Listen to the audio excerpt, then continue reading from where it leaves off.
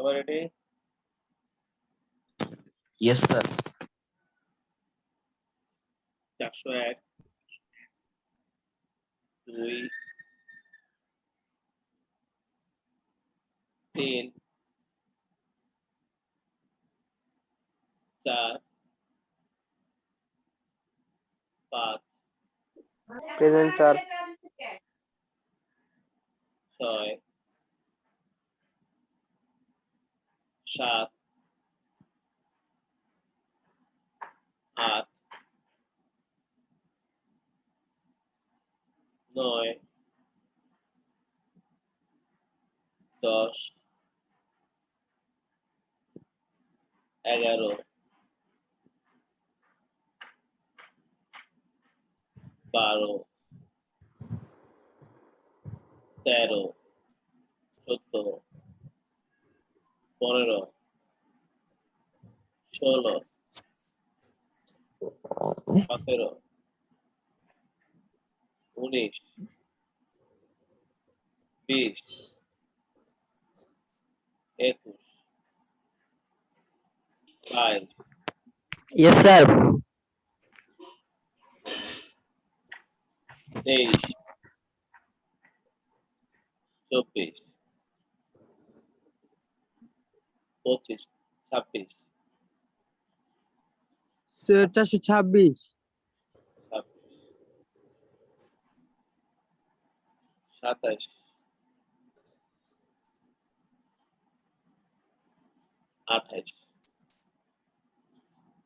28 29 30 31 34 35 Present, sir. Sir sir 35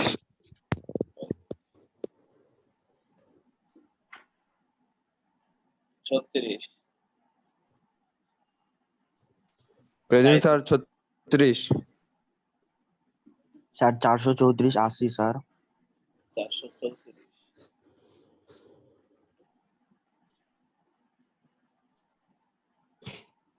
37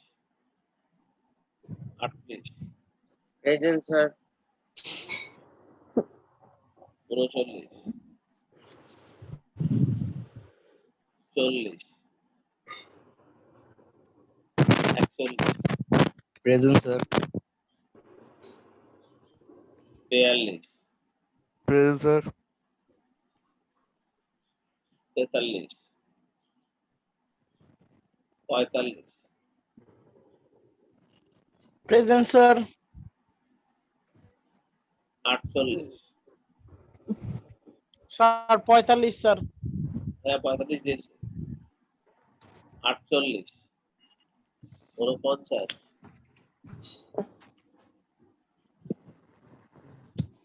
50 Yes, sir. Present, sir. 50. 51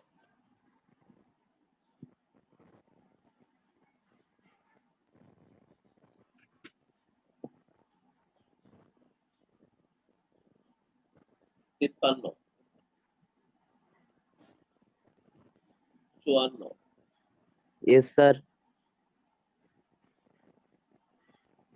57 61 64 Present, sir. 64. 66 67 68 70 71 72 73 74 75 76 Yes, sir. 77 Sir, 461, sir. 78 present sir 78 আছে আসসালামু আলাইকুম sir. ওয়ালাইকুম আসসালাম। কতগুলো 61 কথা দাঁড়াও জি স্যার 61। আচ্ছা স্যার পরে কি আসছে? 433 433 433 দিলাম। আর কেউ আছে পরে আসছো? পরে আসছো আর কেউ আছে?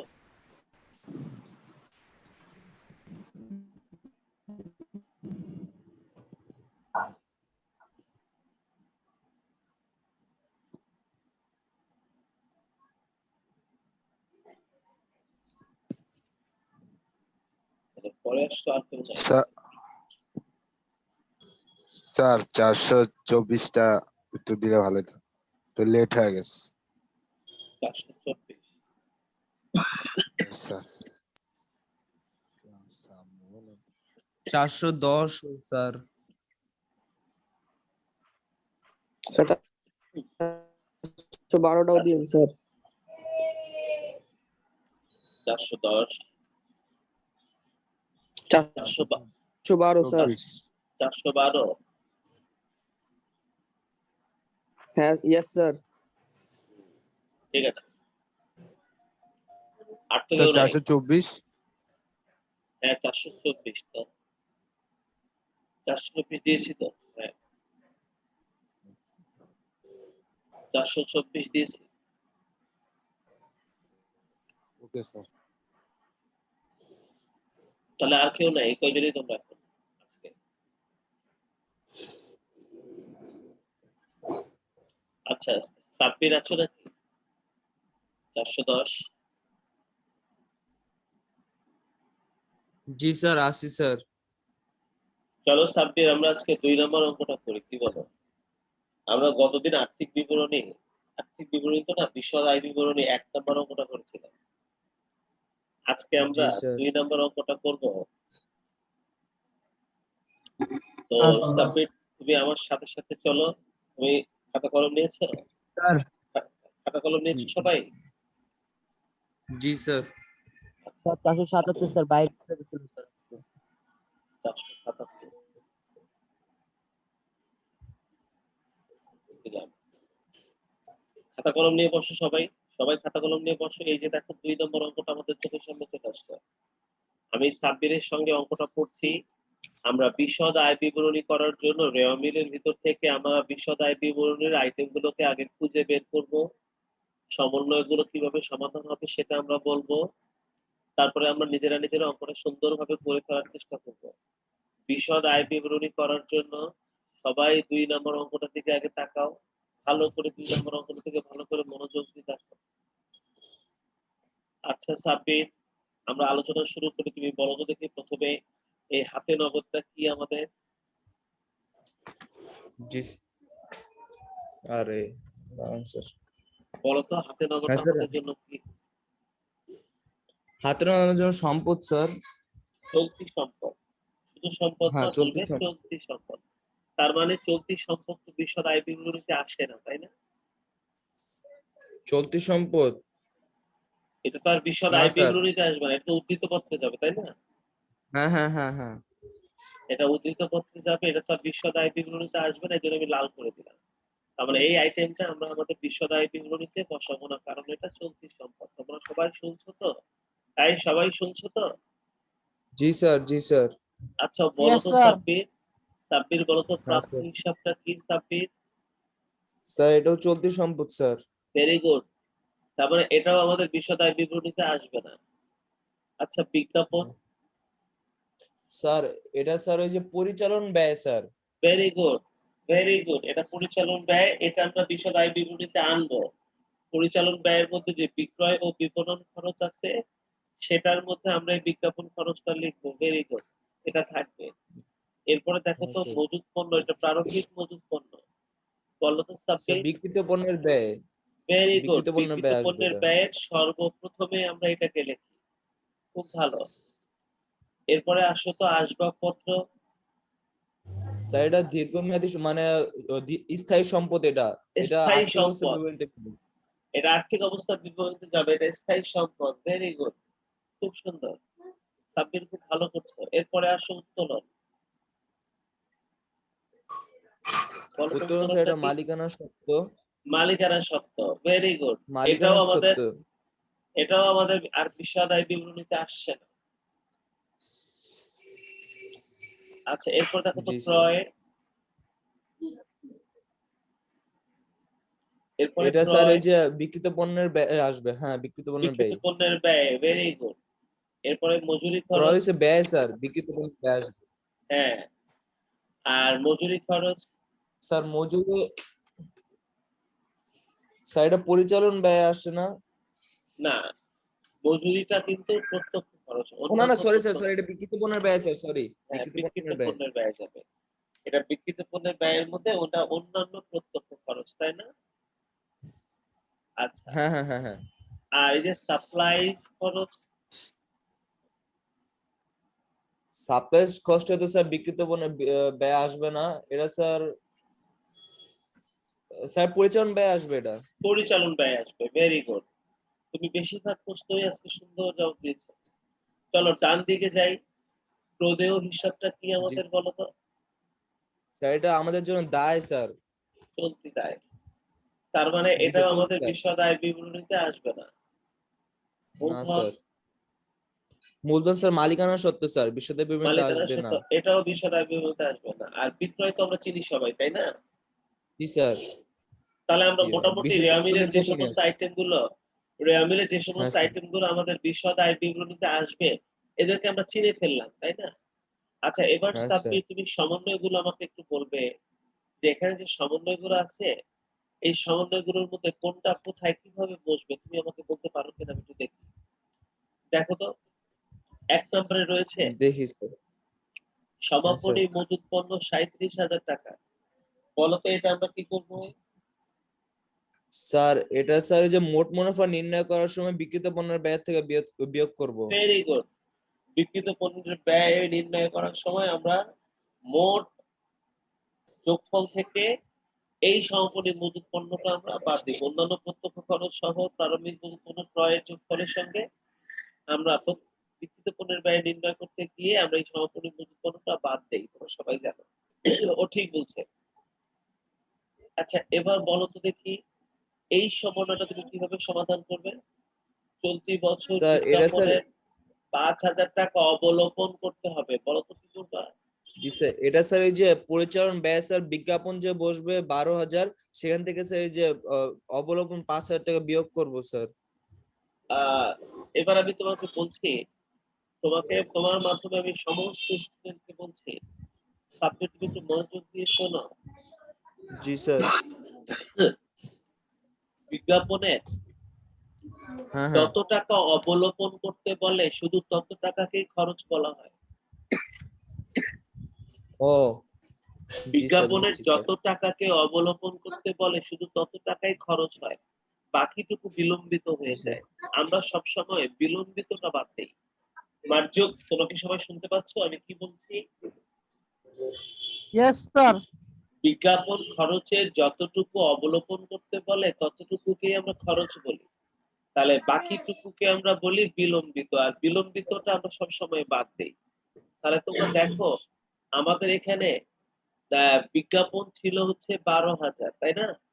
আবার একটু নিচে নেমে দেখো, 5 নম্বরে বলছে বিনামূল্যে পণ্য বিতরণ 3,400।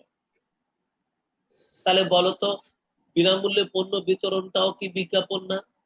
এই হ্যাঁ বিনামূল্যে স্যার। পণ্য বিতরণটাও কি বিজ্ঞাপন না? তাহলে এই হ্যাঁ হ্যাঁ। 3,400, এই 3,400 আর এই 12,000 মিলে মোট বিজ্ঞাপনের পরিমাণ না আপাতত আমাদের 15,400 হয়ে গেল? আমাদের না হ্যাঁ 15,400 হয়ে গেল না মোট, বলতো? জি ইয়েস আমাদের স্যার। না স্যার। জি মোট স্যার। মোট 15,400 টাকা হয়ে গেল না বিজ্ঞাপন? কিন্তু এই হ্যাঁ। মোট 15,400 এর মধ্যে ওনারা অবলোকন করতে বলছে কত? 5,000। 5,000। বিজ্ঞাপনের যতটুকুকে অবলোকন করতে বলা হয় শুধু ততটুকুই খরচ হয়। তাহলে 5,000 টাকায় যদি এর মধ্যে থেকে খরচ হয়, তাহলে খরচ হবে না কত? 10,000।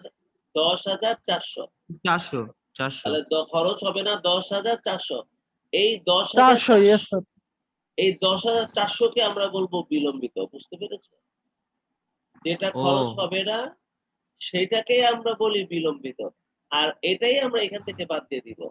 এই বিলম্বিতটাকেই আমরা এখান থেকে বাদ দিয়ে দিব। তাহলে বুঝছি স্যার। টাকার ঘরে বসবে 5,000, আর এই 5,000 টাকা যেটা টাকার ঘরে বসে ওটাকেই অবলোপন বলা হয়। তাহলে কি ফাইনালি 5,000 টাকায় অবলোপন করা হলো না? হ্যাঁ স্যার, ইয়েস স্যার, তোমরা কি সবাই আমার কথাটা বুঝতে পেরেছো? ইয়েস বুঝছি স্যার, স্যার। Yes sir. বিজ্ঞাপন খরচের যতটুকুকে ওনারা অবলোপন করতে বলে ততটুকুকেই খরচ হিসেবে লিখতে হয়। তার অবলোপন ছাড়া বাকি যতটুকু থাকবে সেইটুকু তখন বিলম্বিত হয়ে যাবে। তো আমরা দেখতে পেলাম আমাদের বিজ্ঞাপনের মধ্যে ছিল 12,000 আর বিনামূল্যে পণ্য বিতরণ করেছিলাম 3,400। এই দুটো মিলায় আমাদের মোট বিজ্ঞাপন হয়ে গেছে 15,400। কিন্তু এই 15,400-র মধ্যে ওনারা অবলোপন করতে বলছে মাত্র 5,000। যদি 15,400-র মধ্যে 5,000 অবলোপন হয় তাহলে বিলম্বিত হবে বাকি 10,400। আমরা সবসময় বিলম্বিতটা বাদ দিই। তোমরা কি সবাই বুঝতে পেরেছো আমার কথা? জি স্যার, বুঝছি স্যার। ব্যাস, এটাই আমরা করব। চলো তার পরের সমন্বয়টা করি। হ্যাঁ সাব্বির, স্যার এটাও তো তারপর এটা একটু কনফিউজ স্যার, আমার মনে হইতেছে স্যার এটা যোগ হবে স্যার ওই যে রেওমিলের সাপ্লাইজ খরচের সাথে, একটু কনফিউজ স্যার, বুঝাই দিলে ভালো হয়। দেখো এখানে বলছে চলতি বছরের সাপ্লাইজ খরচ 26,800 টাকা। জি স্যার। আসলে ব্যাপারটা হলো কি, রেওমিলের সাপ্লাইজ খরচ লেখা আছে 33,000, কিন্তু হ্যাঁ ওরা স্যার। বলছে যে না, আমরা এবছর খরচ করেছি 26,800। তুমি ক্যালকুলেটর নাও, 33,000 থেকে 26,800 বাদ দাও, 26,800 না স্যার, 33,000 স্যার টাকা থেকে 6,200। তার মানে 6,200। সাপ্লাইজের মধ্যে 6,200 টাকা এখনো আমরা খরচ করি নাই, এটা অব্যবহৃত রয়েছে। বুঝতে পেরেছো? জি স্যার, আমরা বুঝছি স্যার। রেয়াবিলের মধ্যে 33,000 টাকার সাপ্লাইজ খরচ দেখেছিলাম, কিন্তু ওনারা সমন্বয়ের মধ্যে বলছে যে না, আসলে আমরা খরচ করেছি 26,800। তার মানে 33,000 টাকা খরচ করার কথা ছিল, কিন্তু আমরা খরচ করেছি 26,800 টাকা। তো তার মানে সাপ্লাইজে 6,200 টাকা এখনো অব্যবহৃত রয়েছে। হ্যাঁ স্যার। সাপ্লাইজে 6,200 টাকা আমরা এখনো খরচ করিনি, এটা অব্যবহৃত রয়েছে। তুমি যখন পরিচালন ব্যয়ের মধ্যে সাপ্লাইজ খরচ লিখবা 33,000, তখন সেখান থেকে অব্যবহৃত 6,200 বাদ দিয়ে দিবে। বুঝতে পেরেছো? তাহলে তোমার খরচটা জি 26,800 স্যার, চলে বুঝছি আসবে। স্যার। তখন তোমার খরচটা 26,800 চলে আসবে। আমি যখন করাবো তখন হ্যাঁ। তোমরা দেখবা। তবে ব্যাপারটা কিন্তু ও এটাই। তার মানে হ্যাঁ, তারপরে খরচ ওই আমাদের ওই বিজ্ঞাপনের মতোই স্যার, 26,800। আগের বিজ্ঞাপনের মতোই। হ্যাঁ, আগের বিজ্ঞাপনের মতোই হ্যাঁ খরচ হ্যাঁ আমাদের স্যার। 26,800 টাকাই ধরতে হবে। তাহলে 33,000-এর মধ্যে যদি আমি 26,800 টাকা খরচ ধরি, তাহলে বাকিটুকুকে আমরা অব্যবহৃত সাপ্লাইজ বলবো, যেটা খরচ হয় নাই। ঠিক আছে? জি স্যার। আচ্ছা সাব্বির, 4 নাম্বারটায় বলছে হ্যাঁ অলিখিত স্যার। বিক্রয় 12,000। এটা কি করবো বলো তো, অলিখিত বিক্রয় 12,000? স্যার এটা স্যার এটা নিট বিক্রয় বাইর করার সময় স্যার বিক্রয় যোগ করব বিক্রয়ে। ভেরি গুড, এটা আমরা বিক্রয়ের সাথে যোগ করে দেব। আর বিনামূল্যে পণ্য বিতরণটা যে বিজ্ঞাপন, এটা তো আমি একটু আগেই বলে দিলাম। হ্যাঁ হ্যাঁ। আর হ্যাঁ স্যার। আসবাবপত্রের উপর 5% অবচয় করতে বলেছে। তুমি কি এই স্যার আসবাবপত্রের উপর 5%, এই 1,75,000-এর উপর 5% অবচয় করতে পারবা? হ্যাঁ হ্যাঁ স্যার, দাঁড়ান স্যার, করতেছি। 1,75,000 টাকার উপর আমাদের অবচয় হতে হবে 5%। 8,750 এরকম কিছু একটা। 8,750 স্যার। আচ্ছা তুমি বলো তো দেখি সাবির, এই অবচয়টা আমরা কোথায় লিখবো? স্যার প্রথম এই আসবাবপত্রের অবচয়টা স্যার আমরা আগে লিখবো, অবচয় যে এটা লিখবো স্যার ইয়েতে পরিচালন ব্যয়। ব্যাস। আর একবার লিখবো স্যার এই যে আর্থিক অবস্থার বিবরণীতে সম্পদের পাশে ইয়ের আমরা তো সাথে এখন এখন আসবাবপত্রের।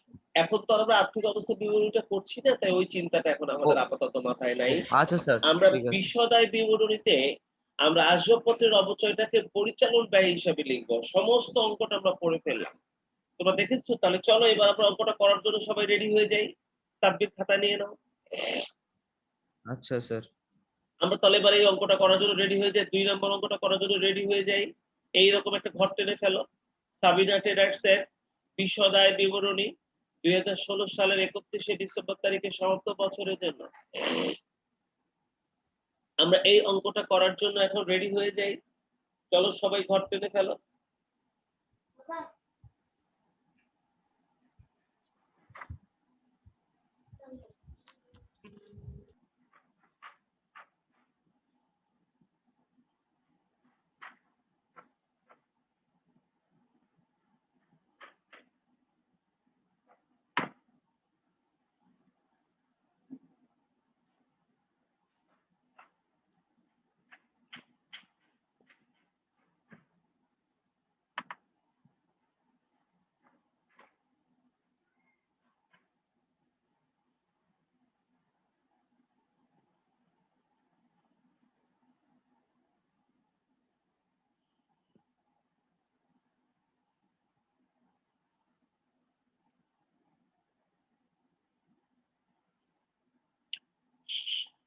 সবাই খুব দ্রুত ঘর টেনে ফেল। আমার সাথে সাথে অঙ্কটা করো, দেখবো অঙ্কটা সহজ হয়ে যাবে।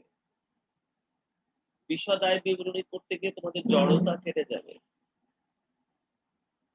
তাহলে আমরা অঙ্কটা স্টার্ট করি। আমরা বিশদ আয় বিবরণী করতে গিয়ে সর্বপ্রথমে লিখবো বিক্রয়। আর তোমরা দেখো আমাদের এই অঙ্কটার মধ্যে আমাদের বিক্রয় দেওয়া ছিল 2,34,000, আর এর সঙ্গে একটা অলিখিত বিক্রয় ছিল, অলিখিত বিক্রয় ছিল 12,000। তাহলে 2,34,000 টাকা বিক্রয়টা 2 নম্বর কলামে লিখলাম, 2,34,000। আমরা এখন এই 2,34,000 বিক্রয় থেকে আমরা অলিখিত বিক্রয় যোগ করে দেব 12,000। তাহলে চলো আমরা যোগ করে দেই। সাব্বির বলেছে যে অলিখিত বিক্রয়টা ওটা আমরা বিক্রয়ের সঙ্গে যোগ করে দেব। তাহলে অলিখিত বিক্রয় যেটা ছিল সেই অলিখিত বিক্রয় 12,000 টাকা আমরা এখন এটার সঙ্গে যোগ করে দিলাম। তাহলে 2,34,000-এর সঙ্গে যদি 12,000 যোগ করে দেওয়া হয় তাহলে আমাদের নেট বিক্রয়ের পরিমাণটা ফাইনালি কত টাকা চলে আসে দেখো তো।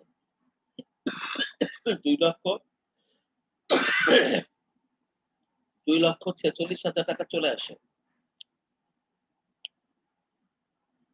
আমরা আমাদের নেট বিক্রয়ের পরিমাণটা 2,46,000 টাকা পেয়ে গেলাম। তোমরা সবাই আমার সঙ্গে সঙ্গে বিক্রয়টা লিখে ফেলছো।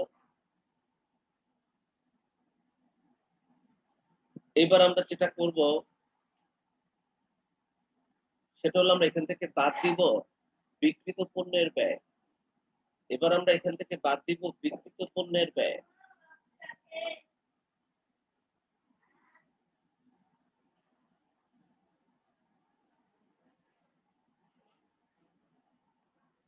বিক্রিত পণ্যের ব্যয়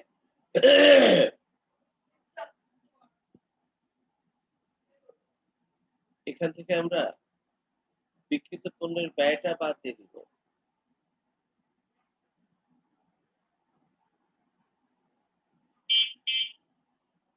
বিক্রিত পণ্যের ব্যয় বাদ দিতে গিয়ে সাব্বির আমরা সর্বপ্রথম কোন আইটেমটা লিখি তোমার কি মনে আছে? জি স্যার। বিক্রিত পণ্যের ব্যয়টা লিখতে গিয়ে আমরা সর্বপ্রথম কোন আইটেমটা লিখি তোমার মনে আছে? হ্যাঁ স্যার, প্রারম্ভিক মজুত পণ্য। Very good. আমরা সর্বপ্রথম প্রারম্ভিক মজুত পণ্যটা লিখে দিব।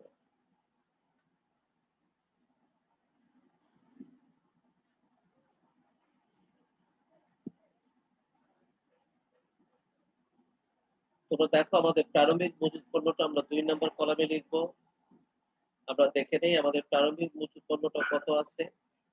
আমাদের প্রারম্ভিক মজুত পণ্যটা ছিল 24,000 টাকা। ওই যে দেখো 2 নম্বর অঙ্কে প্রারম্ভিক মজুত পণ্যটা ছিল 24,000 টাকা। তাহলে আমরা এই 24,000 টাকা লিখে দিলাম। এবার আমরা লিখব ক্রয়। ক্রয়ের সাথে কি কোনো সমন্বয় ছিল? ক্রয়ের সাথে কোনো সমন্বয় ছিল না, দেখছো? ক্রয়ের সাথে কোনো সমন্বয় ছিল না, কোনো ফেরত ছিল না, কিছু ছিল না। তাহলে প্রারম্ভিক মজুত পণ্যের পরে আমরা লিখে দেই ক্রয়। আমরা ক্রয় লিখে দেই, 2 নম্বর কলামে বসিয়ে দিব ক্রয়টা। দেখি তো আমাদের ক্রয়টা কত ছিল। এই যে দেখো ক্রয় 1,35,000 টাকা। তাহলে আমরা এখানে 1,35,000 টাকা ক্রয় লিখে দিলাম। বলতো প্রারম্ভিক মজুত পণ্য লেখা হয়েছে, সাবমিট, ক্রয় লেখা হয়েছে। এবার আমরা কি লিখবো?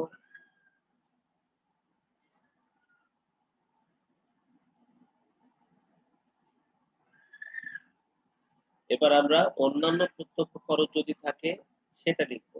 আমাদের এই অঙ্কে অন্যান্য প্রত্যক্ষ খরচ আছে না, একটা মজুরি আছে না, একটা মজুরি খরচ 10,000 টাকা আছে না? তাহলে চলো আমরা মজুরি খরচ 10,000 টাকাটা লিখে দেই। আমরা লিখে দেই মজুরি খরচ 10,000 টাকা লিখে দেই। আমাদের আর কোনো প্রত্যক্ষ খরচ নেই, আর কোনো প্রত্যক্ষ খরচ নেই। তাহলে চলো আমরা এখন এই আইটেম গুলোকে যোগ করে দিই। আমরা এই সবগুলো আইটেম গুলোকে এখন যোগ করে দিই। এই সবগুলো আইটেমকে যোগ করে দিলে আমাদের মোট যোগফলটা এখন কত আসছে একটু দেখো। মোট যোগফলটা কত আসে দেখো।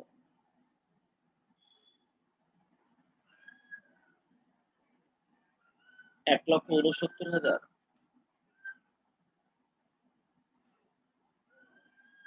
মোট যোগফলটা আসে 1,69,000। আর এখান থেকে আমরা বাদ দিয়ে দিব সমাপনী মজুত পণ্য। চলো সবাই এখান থেকে বাদ দিয়ে দিব আমরা কি সমাপনী মজুত পণ্য।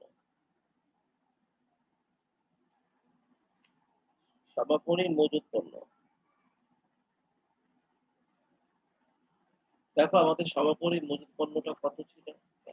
আমাদের সমাপনী মজুত পণ্য ছিল 37,000 টাকা। তাহলে আমরা এখান থেকে ওই 37,000 টাকা বাদ দিয়ে দিব। তাহলে সমাপনী মজুত পণ্যটা বাদ দিলেই কিন্তু আমরা বিক্রিত পণ্যের ব্যয় পেয়ে যাব। তোমরা জানো এভাবেই বিক্রিত পণ্যের ব্যয় বের করা হয়। তাহলে দেখো তো 37,000 টাকা বাদ দিয়ে দিলে 1,69,000 টাকা থেকে কত টাকা থাকে? 1,32,000 টাকা থাকে।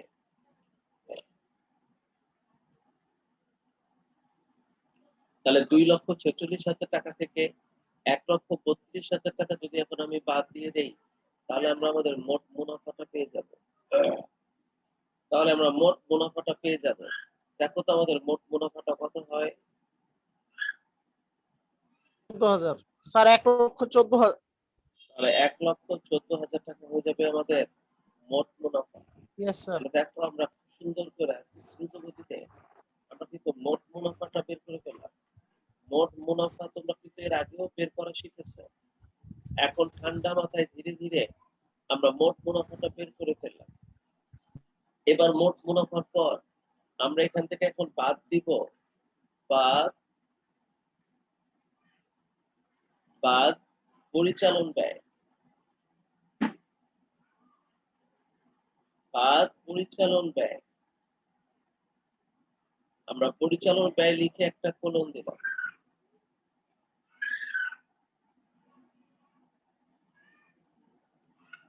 পরিচালন ব্যয় লিখে আমরা একটা কোলন দিলাম।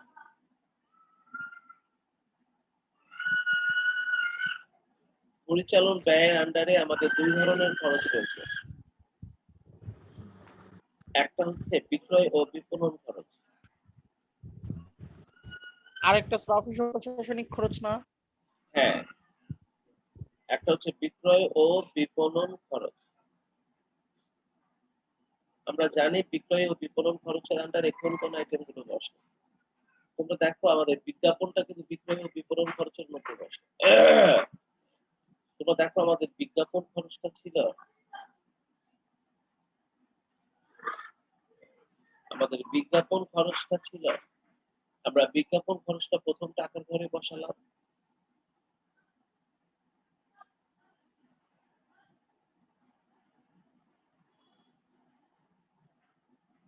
তোমরা দেখো আমাদের বিজ্ঞাপন খরচটা আমাদের প্রশ্নের মধ্যে আমাদের বিজ্ঞাপন খরচটা ছিল 12,000। আমরা বিজ্ঞাপন খরচটা 12,000 লিখে দিলাম। 12,000 বিজ্ঞাপন খরচ লিখে দিলাম। এটার সাথে আমরা যোগ করব বিনামূল্যে পণ্য বিতরণ। বিনামূল্যে পণ্য বিতরণ। আমরা বিনামূল্যে পণ্য বিতরণ করলাম। ওনারা বলে দিয়েছিল প্রশ্নের মধ্যে দেখো 3,400 টাকার বিনামূল্যে পণ্য বিতরণ করেছিলাম আমরা 5 নম্বর সমন্বয়। দেখছো? তাহলে 3,400 টাকাটাও কিন্তু আমাদের জন্য একটা বিজ্ঞাপন খরচ। তাহলে এই 3,400 যোগ করলে আপাতত যোগফলটা হয়ে যাবে 15,400। 15,400। কিন্তু ওনারা বলেছে বিজ্ঞাপন খরচের 5,000 অবলোকন করতে। তো যদি আমরা 5,000 অবলোকন করি তাহলে বিলম্বিত করতে হবে বাকি 10,400। সবসময় বিলম্বিতটাকে বাদ দিতে হয়। সেই জন্য আমরা বাদ দিব বাদ বিলম্বিত বাদ বিলম্বিত হবে হলো তাহলে 10,400। আমরা এখান থেকে ওই যে 10,400 টাকা তাহলে আমরা বিলম্বিত করে দেব। যদি 10,400 টাকা বিলম্বিত করে দেই তাহলে বাকি থাকে যে 5,000, ওটাই আমাদের ব্যয় হিসাবে ওই যে দেখো আমাদের ব্যয়ের ঘরে বসে গেল। ওই যে আমাদের ব্যয়ের ঘরে বসে গেল 5,000 টাকা।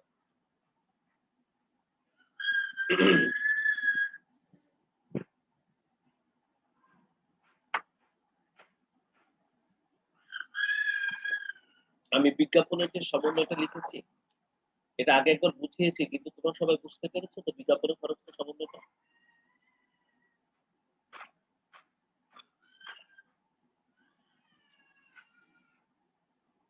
এরপরে আসো অফিস ও প্রশাসনিক খরচ। এবার আমরা লিখবো অফিস ও প্রশাসনিক খরচ।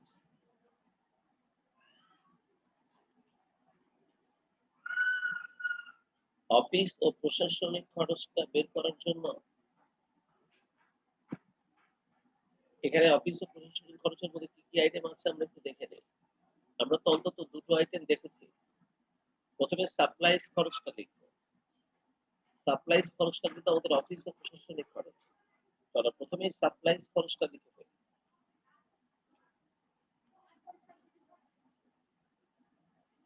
দেখো সাপ্লাইজ খরচটা আমাদের ছিল প্রশ্নের মধ্যে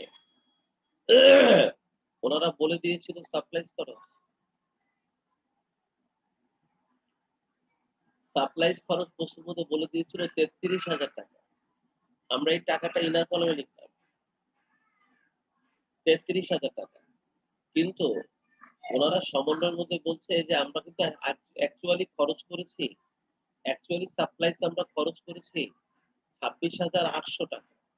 তাহলে 33,000 টাকার মধ্যে যদি আমরা 26,800 টাকা খরচ করি তাহলে আমরা 6,200 টাকা খরচ করি নাই।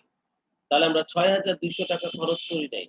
তাহলে আমরা সেখান থেকে 6,200 টাকা অব্যবহৃত সাপ্লাইজ দামে বাদ দিয়ে দিব। তাহলে আমরা লিখে দিব বাদ অব্যবহৃত। বাদ অব্যবহৃত 6,200।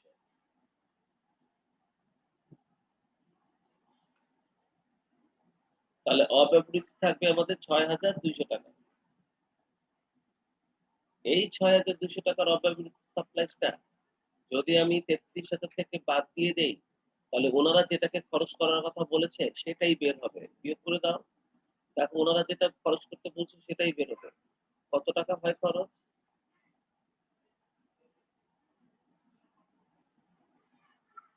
দেখো কত টাকা হয়, দেখো 33,000 থেকে 6,200 বাদ দিলে ওই 26,800 টাকাই হবে। তাহলে এখানে লিখে দিলাম 26,800 টাকা। এই অফিস ও প্রশাসনিক খরচ ছাড়া এবার কিন্তু আমাদের আসবাবপত্রের অবচয়টা লিখতে হবে। দেখো আমাদের আসবাবপত্রের অবচয়টা কত ছিল? স্যার 8,750।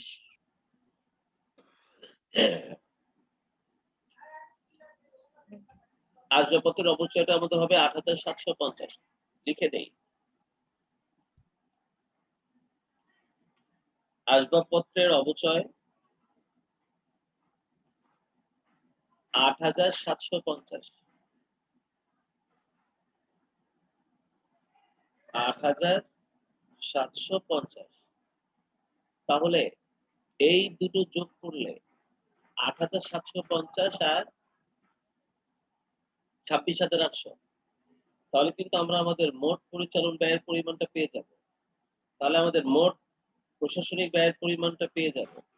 দেখো তো আমাদের মোট প্রশাসনিক ব্যয়ের পরিমাণটা কত দাঁড়ায়? 26,800 আর 8,750 যোগ করলে কত হয়? 35,550।